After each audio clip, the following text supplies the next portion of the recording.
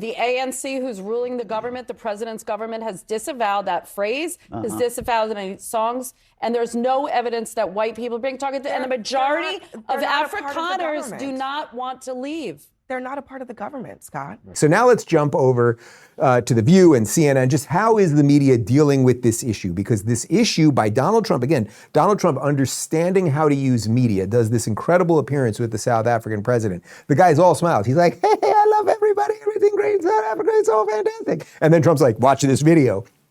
And it changes the narrative.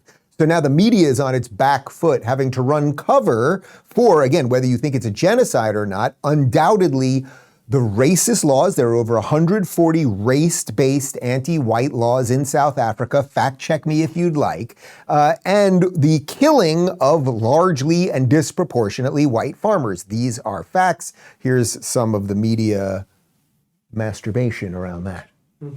It was false conspiracy theory. One, the fact that the president of South Africa was trying to share was that data collected by white farmers themselves, these are the white farmers, has counted 1,363 white farmers murdered since 1990, which is an average of 40 a year, far less than 1% of total murders. The rest are all black people. So there's no genocide going on. There's a crime problem. Genocide. But others do not want to leave. What do you think the phrase "kill the white farmers" means? Yeah, that's a phrase that the ANC, that was a phrase that, was against the anti-apartheid movement.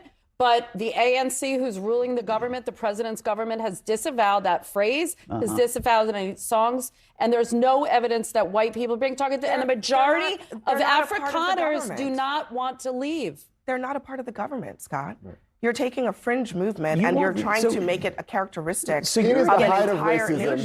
It is the height of racism to say that white people have to be exempted from all violence in any society, and that is what is being said here. If we cannot say, there is no white genocide happening, there is no farm genocide happening, and the argument is some white people have been killed, even though 27,000 murders happened in that country. What are we saying?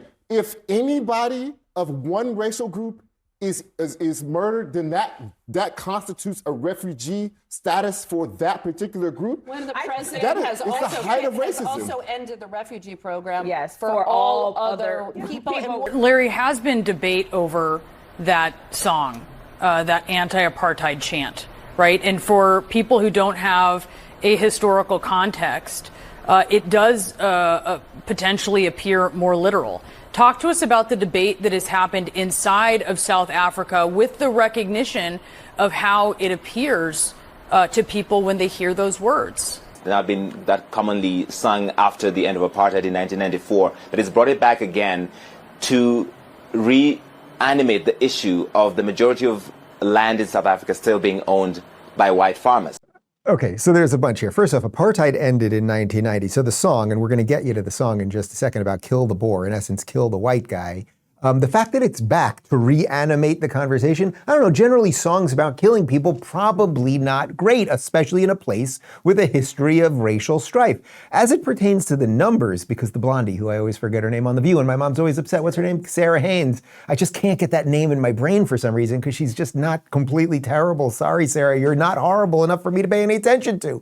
The numbers that she's bringing up there, we got some numbers for you, and we go into this with my interview with Rob again if you haven't seen it. White farmers make up 44,000 people of South Africa. That's 0.066 of the population, less than 1% of the population, about 0.5% of the population. So white farmers are being murdered at 1,500% their population, right? So you might say that the amount of these people that have been killed is so disproportionate, not 100%, not 200%, not 600%, not 900%, 1,500% higher than the rate at which, if you just want racial murders to be exactly equitable to the population, you might go, boy, it does seem like they're killing some white people here.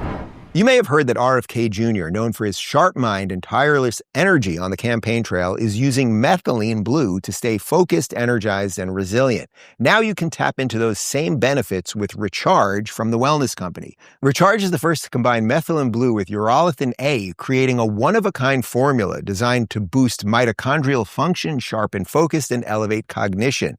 Methylene blue crosses the blood-brain barrier to increase ATP production, which acts as a powerful antioxidant.